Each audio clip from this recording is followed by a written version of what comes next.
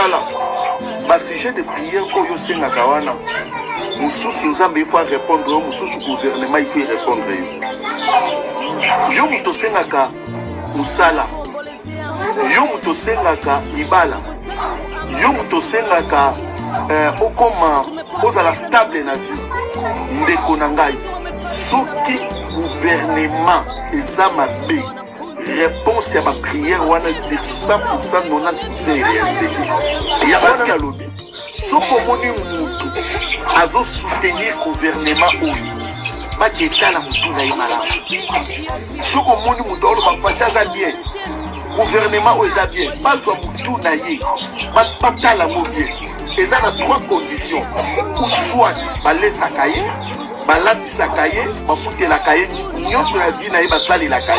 Je pense que la solution n'est pas à New York, n'est pas à Washington, ni à Bruxelles, ni à Genève.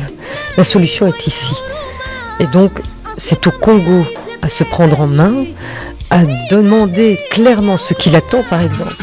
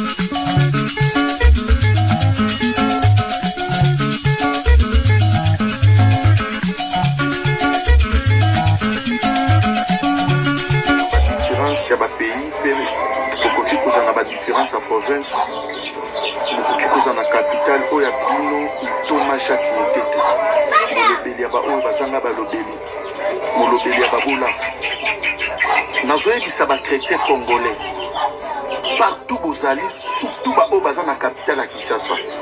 Tala, ma sujet de prière pour Yosenga Kawana. Moussous Nzambe il faut répondre, Moussous gouvernement il faut répondre.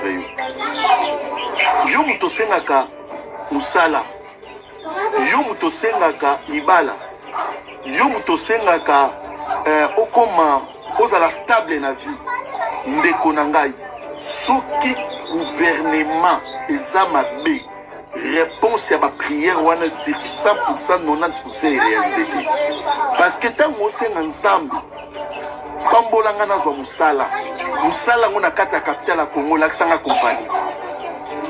La kisanga compagnie, tant que nous sommes ensemble, naza na besoin na bala. Sur 100% ma bala mingi esala manakati ya capitale awa. Ba nyongo ya ba fama mabala. Comment on appelle mutu na kati na après ça tant bon à facture à libala qui na sali mariage. De ba frère part. Ba frère part. Akoka bolanga ta 200. Tant que senga nzambe na la stable. Dollar na nous stable té. Lelo to yebi prité lobi to koyeba prité bongo vie ya mutu la stable ndé. Yango na lobi. Soko moni mutu azo soutenir gouvernement oyo. Ba keta la mutu na imalamu. Soko moni mutu olo ba facha za bien. Gouvernement oyo za bien. Ba zwa mutu na ye. Ba tala mo bien. Et ça a trois conditions. Ou soit ba laissa kaye, ba lati sakaye, ba fouté la kaye, nyon sur la vie na ye ba sali la kaye. Ou soit azana d'intérêt personnel ya ye moko aligné bato mosusu ba souffrir. Ou soit mutu wana na vie na ye azana posa ya kantakata lobi na ye parce que mutu ya raisonnaka lobi na ye ezala malamu ako soutenir gouvernement auto. Gouvernement saki ya masangu. Et le moins na 120 000 et comme na 320 000. Sac à fufu le moins dans 110 000. Et commis à 330 000. Liki ya sauce est comme riche pour Congolalia. Moulangi ya mayonnaise. Ceux qui osent liango, il faut vaza tonga yo que mukolo wana za na mbongo ebele. Ah, ndeko na ngai. Totika nanu ba prière. Ba défendre kamboka na ba prière te za makamba lukuta, ba bundela kamboka na ba prière te. Batu bozana mangengenge na badara luzizi la campus. Mboka ba wele la kango na ba prière te. Ba Rwandais tango bazobeta biso ba osambela te. Ba Rwandais ba okota retraite te. Ba bundela kamboka na révolution. Même ba diaspora. Mboka ba wele la kango na ba prière te za lukuta.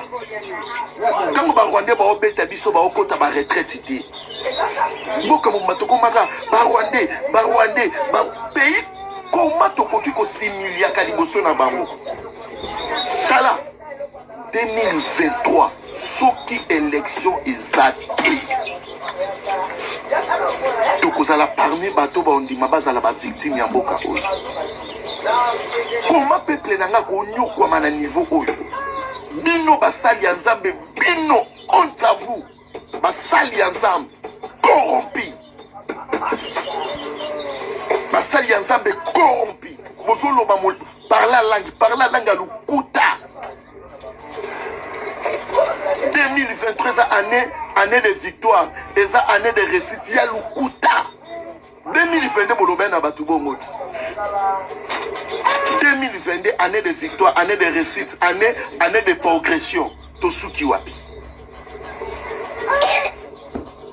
Oyo Mobutu akomi même na difficulté à kotika mbongo olia na ndako.